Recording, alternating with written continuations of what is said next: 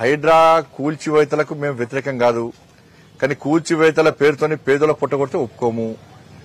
అప్పుడు ఎవరైతే పర్మిషన్ ఇచ్చారో ఎవరైతే అవినీతి అక్రమాలు పాల్పడారో వాళ్ళ మీద చర్యలు తీసుకోవాలి. బీఆర్ఎస్ పార్టీ ప్రభుత్వ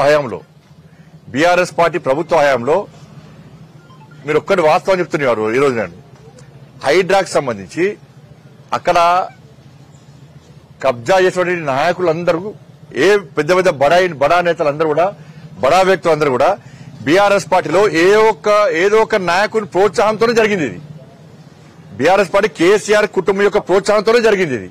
కానీ కాంగ్రెస్ పార్టీ దాని మీద విచారణ సాగుతలేదు, కొనసాగిస్తలేదు. కాంగ్రెస్ పార్టీ ఒక అల్చల్ క్రియేట్ చేసి ప్రజల మెప్పు పొందడానికి 6 గ్యారంటీలను ప్రజల దృష్టి మళ్లించడానికి కాంగ్రెస్ పార్టీ చేస్తున్న ప్రయత్నం. ఇవాళ ఈ భూములు కేటాయించింది ఎవరు? ఈ భూములు కేటాయించి కేసీఆర్ కుటుంబం. మరి దాని మీద కాంగ్రెస్ పార్టీ ఎందుకు ఇలా కనీసం ఆరోపిస్తలేదు, ఎందుకు ఎంక్వైరీ చేస్తలేదు, ఎందుకు వాళ్ళ మీద చర్య తీసుకోవట్లేదు?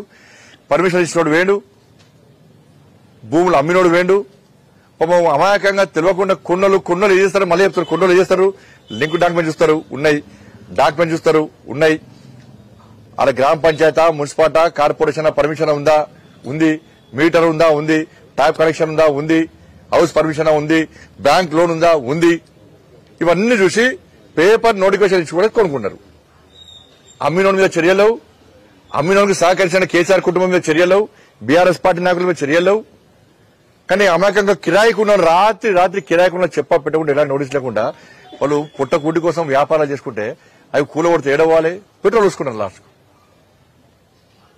హైడ్రా మీకు మంచి ఆలోచన ఉంటే దాన్ని సమర్థిస్తాం మేము.